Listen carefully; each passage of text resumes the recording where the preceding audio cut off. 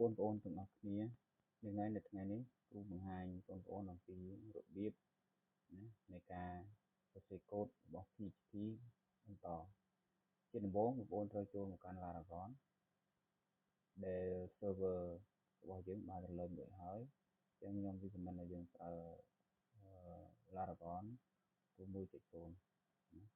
hay dùng ai lần PHP version 8.2 ទៅបានជាងគេស្តាតមកចឹងយើងបាន run server វាក្រមុកបងប្អូនចូលមកកាន់ root នេះគឺជា code ណាដែលគូបានធ្វើគឺចេះអញ្ចឹងខ្ញុំចង់រំលឹកពីរបៀបនៃការសរសេរយើងមានច្រើនណាស់នៅយើងក្នុងនេះគឺធ្វើយើងcode PHP simple មួយអញ្ចឹងទៅអញ្ចឹងយើងត្រូវបង្កើត folder project មួយPHP ខ្ញុំដាក់ PHP new suite ចំណាំអញ្ចឹងយើងបើកវាមកហើយយើងចូលមកកាន់ terminal មក Windows 11ហើយយើងវាយ code ដក clear មួយ set មួយហើយ enter យើងធ្វើរបៀបនេះគឺយើងដើម្បីយើងបើក project ណារបស់យើងត្រូវជាមួយនឹងកម្មវិធីដែលយើងត្រូវ run ហ្នឹងឯងគឺយើងអាច close បានសមមុតិនេះជា folder project របស់យើងហើយយើងចុចបង្កើត structure របស់វាសិនមកយើងបង្កើត file index មួយ index.php យើងបង្កើត file មួយទៀតគឺabout.php ខ្ញុំបង្កើត file មួយទៀតដាក់ថា list.php ហើយយើងបង្កើត structure folder មកfolder ហ្នឹងខ្ញុំដាក់ image folder មួយទៀត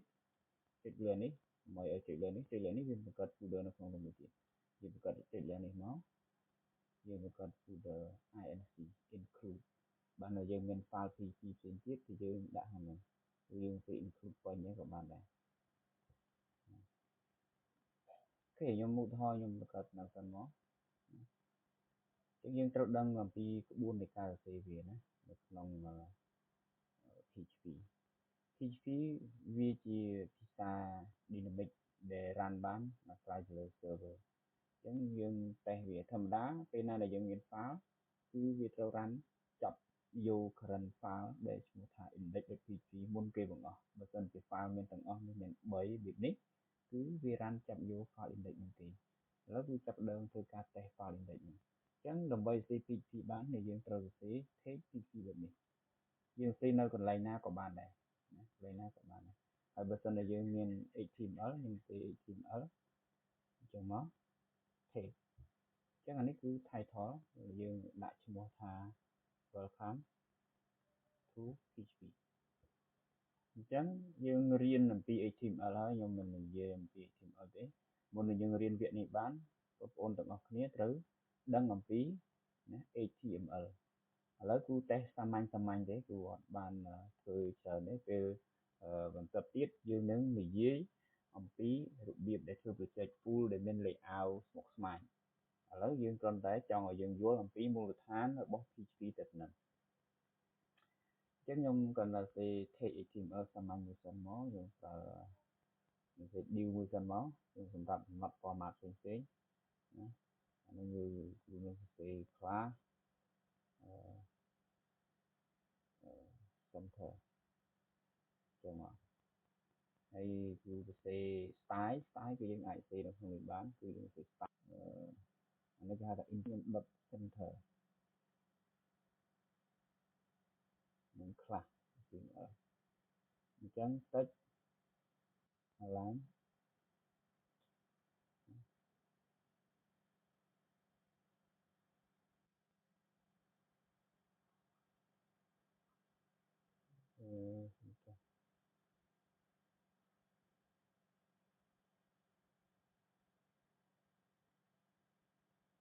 option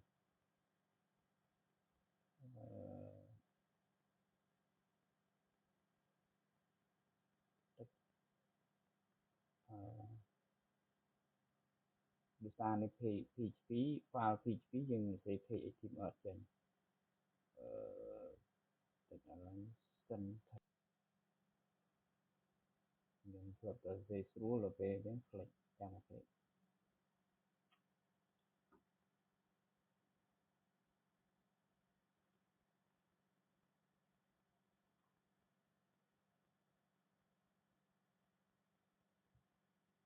អញ្ចឹងយើងប្រើជំនួយស្រួលពេកអញ្ចឹងคลิก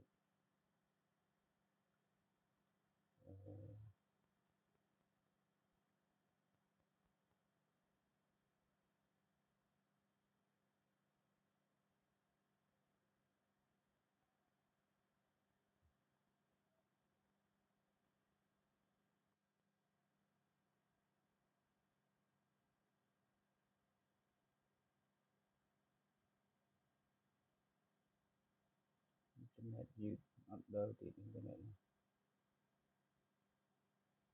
ចាំទេ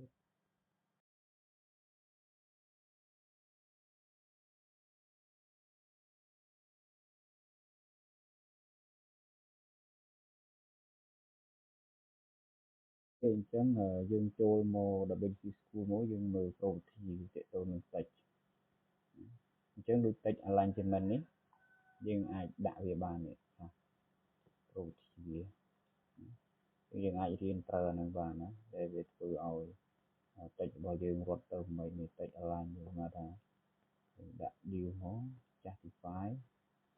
អញ្ចឹងយើងមាននេះនេះ header នេះ head នេះពេលគេសេតិច align ហ្នឹង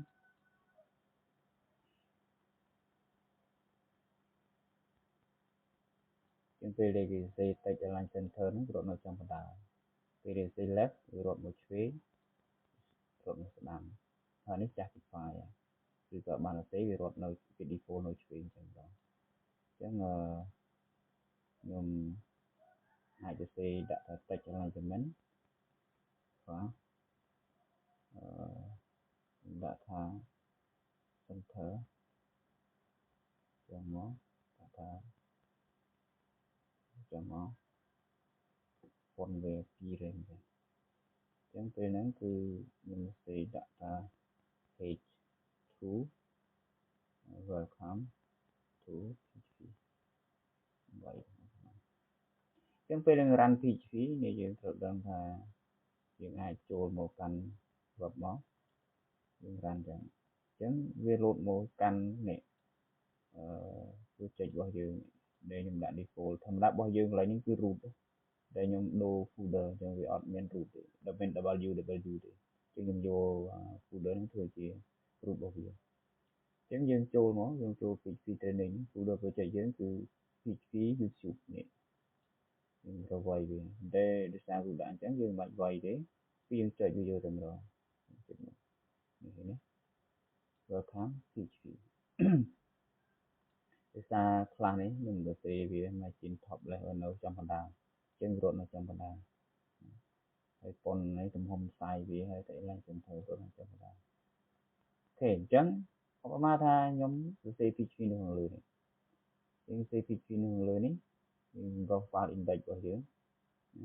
welcome message យើងសេមកអញ្ចឹង PHP ស្រួលទេពេលណាដែលយើងចង់ទៅសេអីមួយបង្កើត variable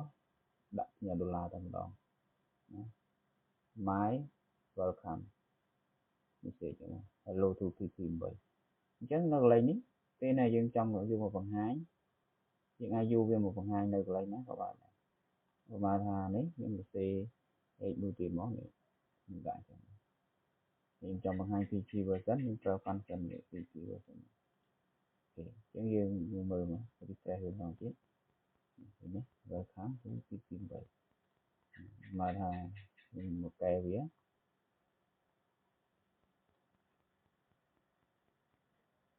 សូមស្វាគមន៍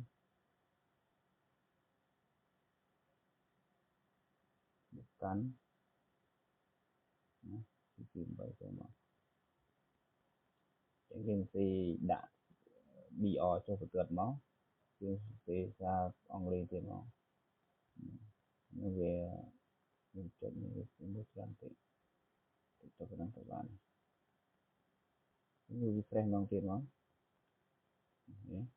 ថ្ងៃនេះមកចឹង PHP ចង់បង្កើត variable វាអត់ពិបាកទេណាយើងបង្កើតនៅខាងលើណាចឹងខ្ញុំប្រកាសអថេ name ណា name មកថា name $name ណា name ស្មើមកណានេះតុហេងមកហើយអាយុ25មកអត់ប្រេះនៅភ្នំពេញចឹងទៅលេខទូរស័ព្ទចឹង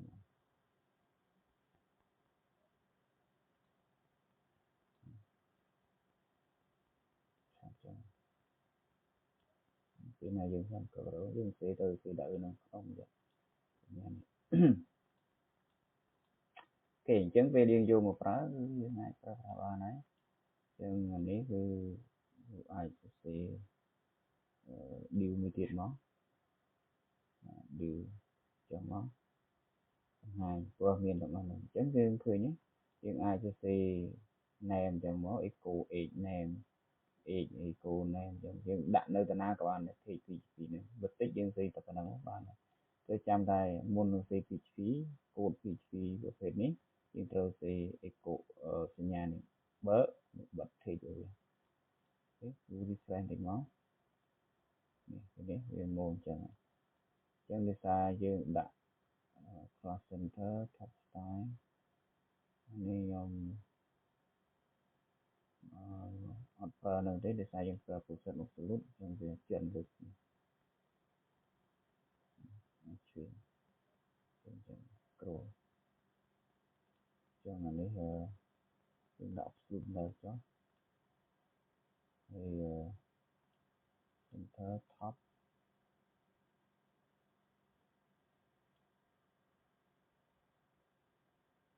នេះខ្ញុំបិទ top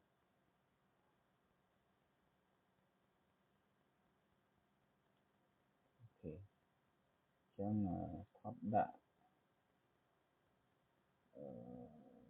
20%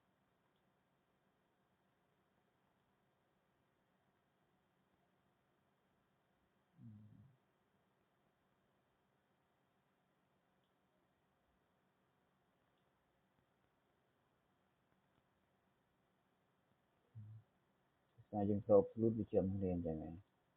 ចឹងខ្ញុំប្រើវា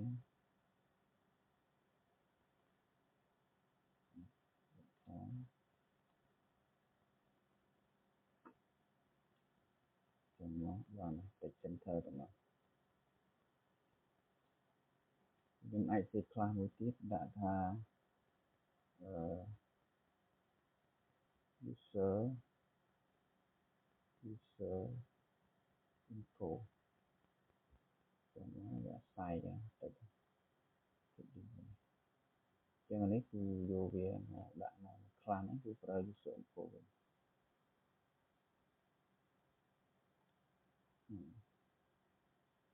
ចឹងនេះ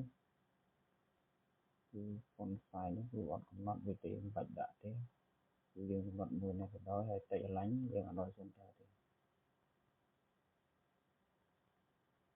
ហើយចេញឆ្វេងចឹងឡក់វាសុខហើយចឹងបើសិនជាគ្រូអត់ចុះបន្ទាត់អានេះក៏បានដែរកុំដាក់ចុះបន្ទាត់វាយើងឲ្យដាក់ clear ទៅមកដូចនេះដែរ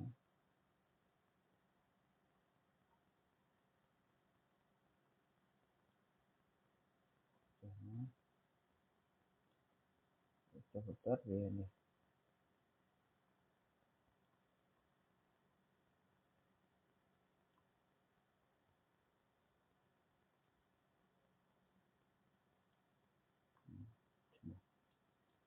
ចឹងអានេះវាកម្រិតវា heading វាកម្រិត address ហ្នឹងគឺដោយសារយើងប្រើ p នេះ p នេះវាដកកម្រិតឲ្យយើង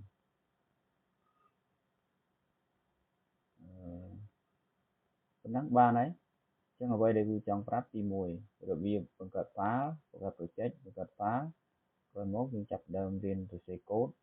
ណានៅក្នុង file របស់វាហើយយើងសរសេរ PHP នៅក្នុង tag របស់ HTML ណាក្រោយមករបៀប run ណា run ដោយបានប្រាប់យើងចូល web ចេះមក ហើយយើងមើលណាជា folder project របស់យើងវិញនេះចុចមកវា start file index យើងតែម្ដងយើងវាយ index ទៅបានដែរ .php ក៏វានៅតែដើរដែរតែបើខ្ញុំ run file មួយទៀត list.php អត់មានអីទេភាសា file list យើងអត់ទាន់បានទៅអីអញ្ចឹងយើងចាប់ដើមទៅយើងវាយ html file ចឹងមក list ទៅបាទណាអញ្ចឹងខ្ញុំយកពី WCC School មកលឿនមកយើងពិបាកអញ្ចឹងប្រើ Bootstrap ដើម្បីយើងអត់ដឹងផងឥឡូវយើងយក Bootstrap file តែម្ដងហើយយើង start យក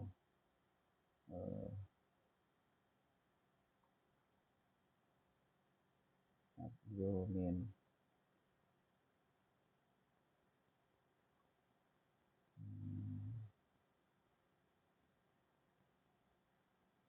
table ចា list group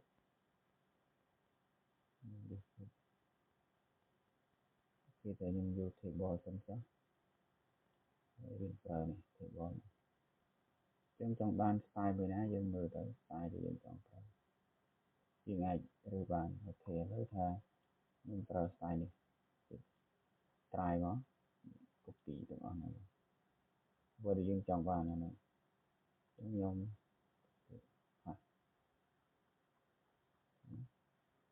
ចឹងវានឹងដើរហើយឥឡូវខ្ញុំ refresh វាមកប៉ុន្តែនេះជា HTML ទេអត់ទាន់ជា PHP ទេចឹងយើងឃើញទេកូដច្រើនណាស់អញ្ចឹងពេលណាដែលយើងចង់ធ្វើ dynamic គឺយើងត្រូវរៀន PHP ហ្នឹងឯងត្រូវតេស្តជាមួយនឹង PHP ឥឡូវ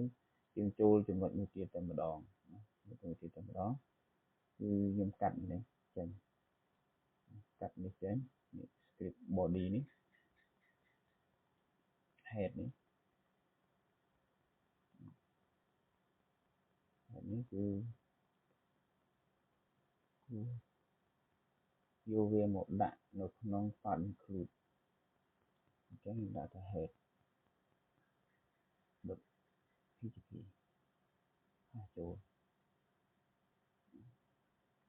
ពីមុខគឺចាប់ផ្ដើមទៅសេ PHP ដើម្បី include វា PHP គឺអាចចូល file បានជាង include one មកណាfolder include មាន s ខ្លះមក head ហើយ column អញ្ចឹង method ឬក៏ function include នេះគឺដើម្បី include file យើងប្រើ require ទៅបានដែរយើងវាមក refresh មកវាដើរធម្មតាឯនេះ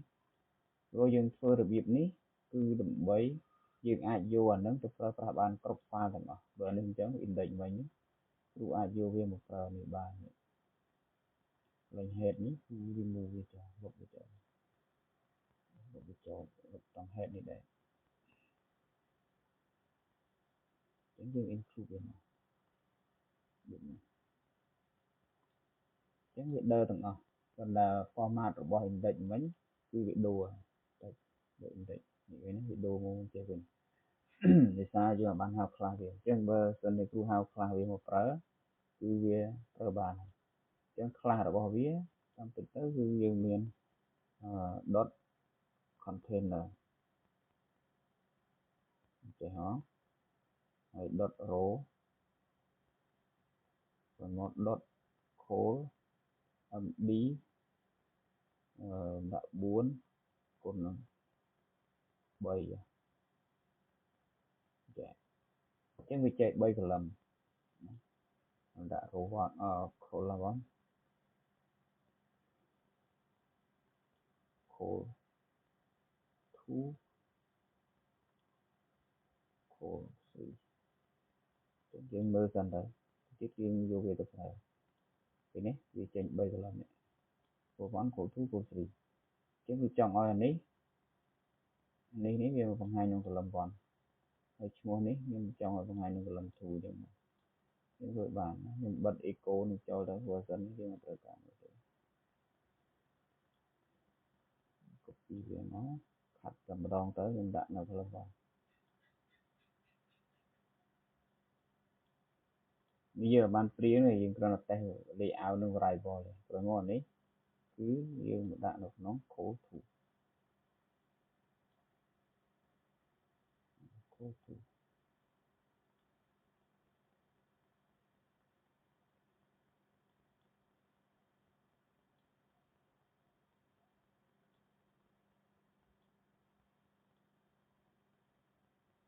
អញ្ចឹងនេះគឺលុបចូលទៅ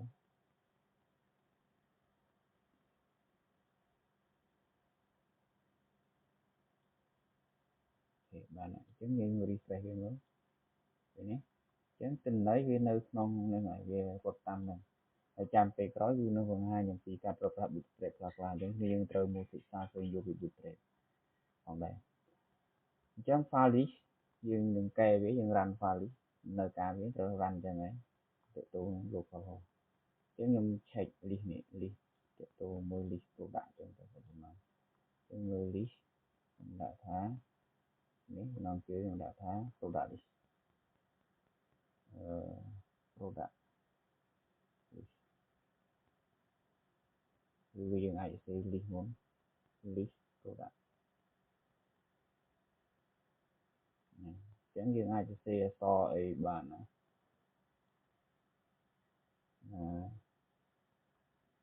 ខាងក្រោមនេះជាបញ្ជីណាផលិតផល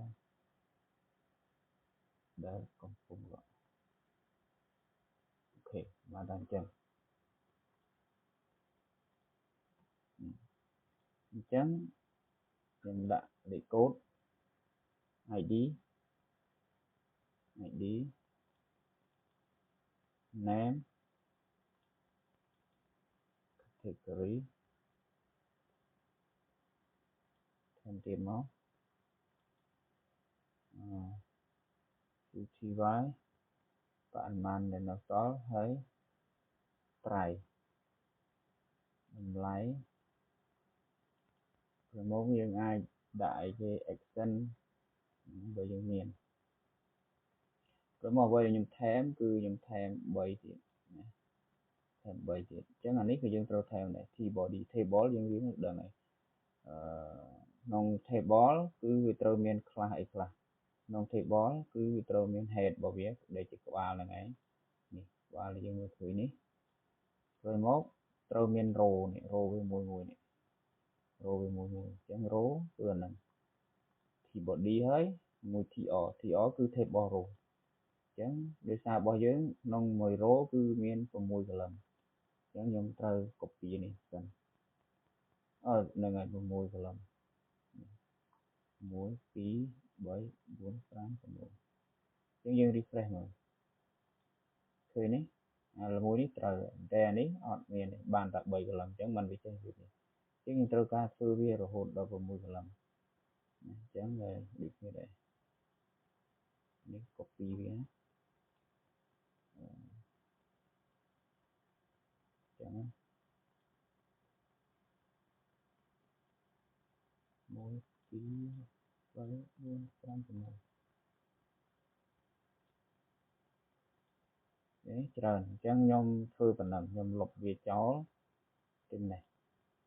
HTML គឺវាអត់ dynamic អញ្ចឹងការធ្វើគឺវាច្រើនវាយូរវាហ្នឹងឯងយូរវាហ្នឹងឯងវាចាំណាបានហើយគេថាប៉ុណ្ណឹងអញ្ចឹងខ្ញុំដូរនេះដាក់ ID ណាដូរដាក់ ID មក name អញ្ចឹងយើងត្រូវវាដែលដើម្បីបានវាឥ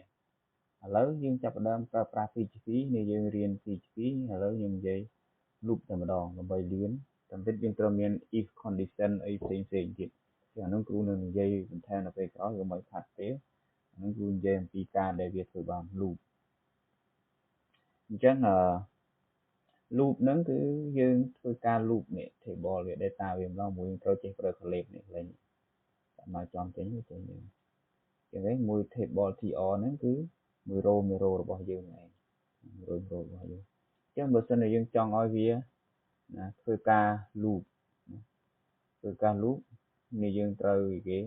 សរសេរ php loop អញ្ចឹង PHP loop វាធ្វើមិនខ្ញុំអាចបង្កើត product list កន្លែងនេះគឺខ្ញុំសេ PHP សិនមក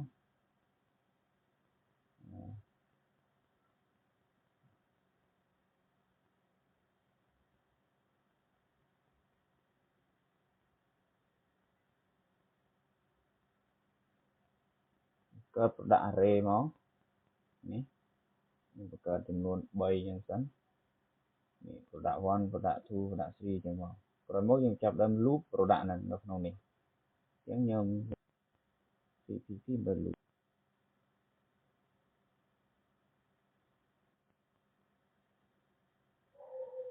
អញ្ចឹងយើង loop each product មួយយើងធ្វើការ loop វានេះអញ្ចឹងយើងអាច loop វារបៀបនេះណាអូខេ tr យើងបើក echo tr វាមកណានេះយើងរុញមកក្នុងតិចកុំឲ្យវាត្រូវគ្នាជាមួយនេះព្រោះយើងធ្វើអញ្ចឹងយើង say for each មក product របស់យើងនេះ product នេះជា array ណាយើងបង្កើតវាជា array ជា collection as product អញ្ចឹងយើងយកមក product នេះទៅ id គឺវាចាប់យក id នេះ name category UTY price អញ្ចឹងយើងមាន extend product អីបតុងអីច្បាស់លាស់នៅក្នុងដើម្បីយើងធ្វើការ edit កែអីហ្នឹងនឹងមាន file យើងត្រូវបង្កើត file edit មួយទៀតហើយយើងកែបានអញ្ចឹងខ្ញុំដាក់ edit អញ្ចឹងហើយយើងអត់ទាន់សេ code ទេយើងសេឥឡូវយើងអាចមើលបាននឹង loop កន្លែងនេះប៉ុណ្ណឹងចេះមកនេះ product ដែលយើងបាន loop ណាហើយយើងបាន loop អញ្ចឹង color នេះដោយសារយើង set ទេក្នុងករណីនេះយើងមិនអាចទៅ set វាកើតទេណាព្រោះយើងត្រូវសេ code ច្រើនហ្នឹងខ្ញុំមិនចង់ឲ្យស្មុគស្មាញយើងធ្វើចឹងទៅធ្វើចឹងទៅអញ្ចឹងអ្វីដែលខ្ញុំចង់បញ្ជាក់ប្រាប់នេះយើងថាពេលណាដែលយើងសរសេរ HTML ពេលយើងចង់បាន record វានេះយើងត្រូវដាក់ code ដែលច្រើនប៉ុន្តែពេលណាយើងប្រើប្រាស់ PHP វា dynamic អញ្ចឹង PHP វា dynamic data អញ្ចឹងវាអាច loop data ទាំងអស់នឹងបានដោយប្រើប្រាស់ function មួយចំនួនឬ controller មួយចំនួនដូចនេះយើងប្រើ loop for each អញ្ចឹងវានឹង loop ផលិតផលក្នុងនេះ product នេះទាំងអស់ឥឡូវគឺលុបអានេះចោលទៅដើម្បីវារំខាន code របស់យើងអញ្ចឹងយើងមើលតាមនឹងក្រោយអញ្ចឹងមកនេះបានហើយអញ្ចឹងបើសិនជាគ្រូចង់បន្ថែម code ទៀតចង់បន្ថែមធាតុវានេះខ្ញុំសេថែមទម្លាក់មកនេះយើងទម្លាក់មកខ្ញុំសេថែមមកទី4អញ្ចឹងមកដាក់លេខ5ដាក់ទី6ដាក់ទី7អញ្ចឹងមកទីក្រោយនេះយើងទាញវាពី database ណាពី database អញ្ចឹងវាអត់នេះទេណាអត់ផ្សេងទេវានឹងទិន្នន័យនេះវានៅក្នុង database ហើយវាទាញចេញពី database មកហើយយើង loop កន្លែងនេះចេញពី database ដូចគ្នាដែរយើងគ្នាយើងគ្រាន់តែដឹងថាពេលណាដែលយើងប្រើប្រាស់ array ណា product ហ្នឹងគឺយើងអាច loop record ទាំងអស់ចេញពី array នឹងបានដោយប្រើ for each loop ណាហើយយើងចាប់វាតាមយួរមកគឺ refresh ម្ដងទៀតមកអូខេនេះបាន10ទៀតហើយអញ្ចឹង code គឺវាកាត់បន្ថយច្រើនមែនទេគឺវាកាត់បន្ថយទៅបើយើងមានដល់100វា loop ដល់100យើងមានថែមទៀតវា loop ថែមទៀតហ្នឹងអញ